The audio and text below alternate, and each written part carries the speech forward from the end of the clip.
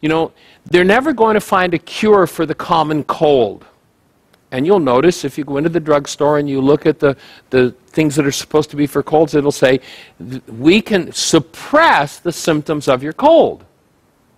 Well, if you've got liquefied mucus in your body that your body's trying to throw off, and you come to me as a naturopath and you say, Michael, I have this terrible cold, please help me.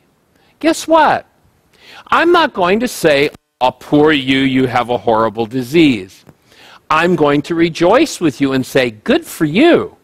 What that says to me is your body is vital enough, your energy system is vital enough to be throwing off what doesn't belong in it. Great.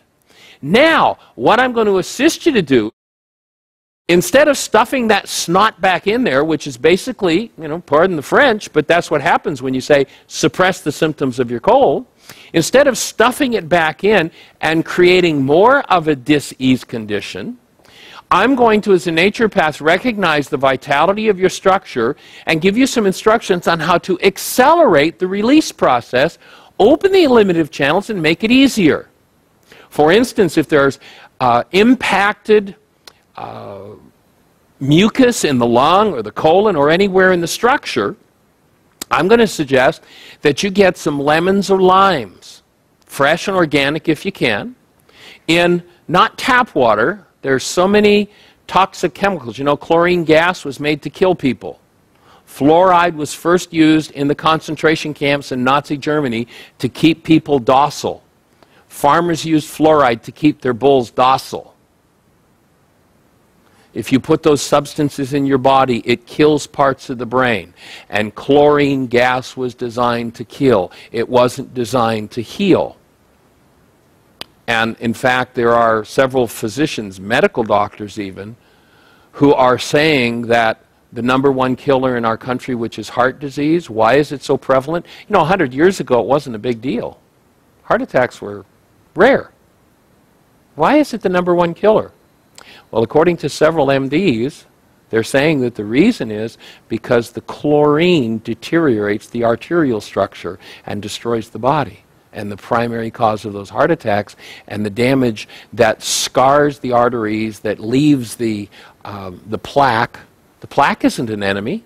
The plaque is trying to heal over the scars caused by the poisonous chlorine. So you want to use a good quality of filtered, pure water with a lemon squeezed in it. Add a little bit of honey or maple syrup, just enough to balance it. If you have blood sugar problems, use Tupelo honey. Tupelo honey is a slow digesting honey that doesn't tend to spike the way that sugar does. And so honey and fresh lemon and as much cayenne pepper as you can stand. What will happen is that cayenne pepper will go in and it will break the mucoprotein bonds that hold that mucus in its solidified state, and it will start to loosen it. Now, when it starts to loosen, it's a strange phenomenon because you'll oftentimes see different parts of your body that will kind of blow up. I remember working with a young woman down in Fort Lauderdale, Florida several years ago, and she was going through this 7-day program of detoxifying, and along about day 5, she started out in the morning and her body was normal. She was a little bit overweight, but not any big deal.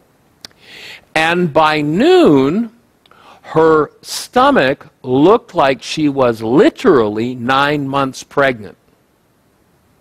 By midnight, her body had cleared that layer of mucus. If you took that hardened mucus we talked about, the amount that would fill the tip of my finger when it's dried out in the structure, when you get vital enough to liquefy that and break it up, it would fill approximately an 8-ounce cup. The average person who's eaten 3 toxic meals a day, and if they're over the age of 50, has anywhere from 10 to 30 pounds of solidified mucus in their body.